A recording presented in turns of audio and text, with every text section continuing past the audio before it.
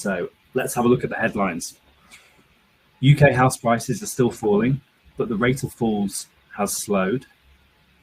The average UK house price is now £264,400. House prices to keep falling in 2024 as higher mortgage rates reset the price people can afford to buy at. Half of mortgagees are still yet to refinance onto higher rates. Confidence improves for sellers, and it remains a buyer's market. So let's have a look at our first slide. So now you're probably wondering what is actually going on with house prices at the moment. Well, we're going to tell you. Zoopla's House Price Index, which measures the rise and fall of house prices across the UK, has tracked a minus 0.8% fall in house prices over the last year. So the average house price is now £264,400. This is just £2,100 lower than a year ago. Now, the rate of house prices falling has slowed across the UK as the number of sales agreed has picked up in the first few weeks of this year. Buyers and sellers are becoming more aligned on pricing, reducing downward pressure on the sale prices. So I'm going to show you now a graphic here. Please feel free to take photos of the slides as we go along, guys, by the way. This is a bit of data here that I downloaded yesterday, which is comparing house price inflation from quarter one of 2020, so just before the pandemic, to quarter four of 2023, so the back end of last year. And then the graph on the right-hand side is looking at the annual house price inflation. So this is for the whole of 2023. So you might be wondering, why are house prices falling? So higher interest rates on mortgages have made it harder for people to buy over the last year, which then in turn reduces the demand for property. Now, at the same time, there are many more homes on the market than in recent years. These factors together create a buyer's market. When buyers have more choice, so sellers are under pressure to price more competitively in order to agree a sale. Buyer demand is sitting 12% higher than a year ago, although it's still 13% below the 5-year average. However, it's not all doom and gloom. Every housing market metric is now up when compared to last year. Currently, there are 13% more sales agreed, 14% more homes coming onto the market, and 22% more total homes for sale at the moment. That's very important not to overstate these improvements. We are still in a buyer's market, and people remain very price sensitive and focus on value due to the high mortgage rates. So will house prices still fall in 2024? I can hear you ask. In short, yes. The data suggests that house prices will keep falling this year, but slowly. After 3 years of strong price growth up until 2022, higher mortgage rates are resetting the price people can afford to buy at. Despite a modest decline in house prices over 2023, UK housing still looks 10 to 15% overvalued at the end of last year. It is expected this position will improve this year as incomes rise and house prices drift 2% lower. Sales volumes are expected to hold steady at 1 million completions over 2024.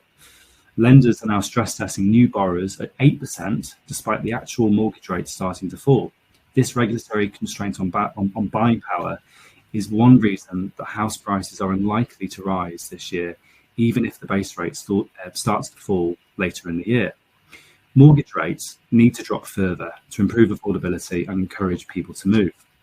How far house prices fall hinges on the trajectory for mortgage rates and how mortgage lenders assess affordability. Some economists forecast that the Bank of England will start cutting rates around summer this year. This would see mortgage rates falling and mean an uplift in housing market activity towards the end of the year. Just jumped ahead of myself there, sorry. So the other question on this slide I'd like to answer is why didn't house prices fall further last year? So history suggests that mortgage rates rising from 2 to 5% would have led to larger house price falls than we recorded last year. But there are several reasons to explain why that didn't happen. The strength of the labour market and high growth in average earnings are important factors. Lenders supporting households struggling with repayments, which has limited the number of forced sellers. And perhaps the most important thing is the tougher mortgage affordability testing for new borrowers, which came into play in 2015. The new regulations were designed to stop households taking on excessive debt and then artificially inflating house prices. So this has prevented a major housing overvaluation and made sure that most households can manage the transition onto higher mortgage rates, although we are actually yet to see half of homeowners do just that. Now, last year, mortgage rates fell in the first few months of the year, which supported sales volumes and led to only modest price falls. We expect the current mortgage rates to have the same effect this year, supporting sales volumes rather than hugely impacting house prices. House prices will be kept in check by several factors. Number one, a greater supply of homes for sale, giving buyers more choice, especially for larger family homes. A small number of sellers cutting their asking prices to attract interest, continuing this 2023 trend. And 1 in 5 sellers accepting more than 10% off their asking price. Now, this statistic actually surprised me, as we measure everything at Cavendish. And last year, our percentage of asking price achieved was 98.22% to be exact. Now, the national statistic is a few percent lower than this. So there's obviously quite a lot of overpriced properties on the market out there, perhaps estate agents overvaluing, homeowners perhaps not being realistic. So to achieve the best price, you've got to have a plan in place. And we've actually just developed a 9-step plan, which helps our client achieve over 2% more than the national average. If anyone would like a copy of this 9-step plan to use, then please let me know in the chat and I will send you a copy tomorrow. So what are the best mortgage rates available on the market? A question that we get asked pretty much every day. So these figures were live as of yesterday, so they're as up to date as I can get them. These are some of the best deals out there for buy-to-lets and residential mortgages. So for comparison, they're illustrating purchase prices of 285,000 with 25% deposits, and these figures are from my mortgage brokers in Hull in Chester, who are the mortgage brokers that we deal with. If anyone's looking at financing their property, either on a buy-to-let or residential, and they're looking to expand their portfolio maybe, we'd highly recommend Chris at My Mortgage Broker. So if anyone would like an introduction to Chris, please reach out and let me know. I'd be more than happy to. So I actually emailed Chris back last night after he sent me these figures and just said, could you give me a quote for the webinar? Just what's your opinion on the mortgage market at the moment? So I'm going to read exactly what he emailed me last night. He said, the Bank of England base rate is still held at the 15-year high of 5.25% since August last year. Thankfully, the bank's Monetary Policy Committee hasn't risen this any further. Inflation has fallen sharply from 11.1% in October 22, and although it rose slightly in December 23 to 4%, it is expected to reach the central bank's target of 2% by spring. Most analysts think interest rates have peaked, and according to research firm Capital Economics, the base rate may reduce to as low as 3% by the end of 2025, with the first rate cut forecast as early as June this year. Other projections aren't quite as optimistic and are saying that the base rate will fall to 4% by the end of next year. But either way, the good news is it is going down. So just wanted to check, are you all still with me, by the way? There's a lot of figures I'm going for. I appreciate lots of data. Ladies, you still with me as well? Yeah. Is it? Yeah, good, right. Yeah. There's a few people in the chat that have asked for a copy of the 9-step plan. 9-step plan, brilliant. Yeah, absolutely. I will download the chat later and I'll send it out to you tomorrow, guys. And again, something I'd say, I'm going through a lot of data. There's a lot of figures, facts and figures here. So what I'll do, I'll send everyone a copy of the slide deck out tomorrow also as well. So now let's look at the rental headlines. So after nearly 2 years, double-digit rent inflation is now over. Demand for rental homes is down 11% on last year, but still a third higher than the 5-year average. A 9% rise in average monthly rent has added £1,200 to the average annual bill since this time last year. And rents are expected to rise just 5% this year as the market starts to cool.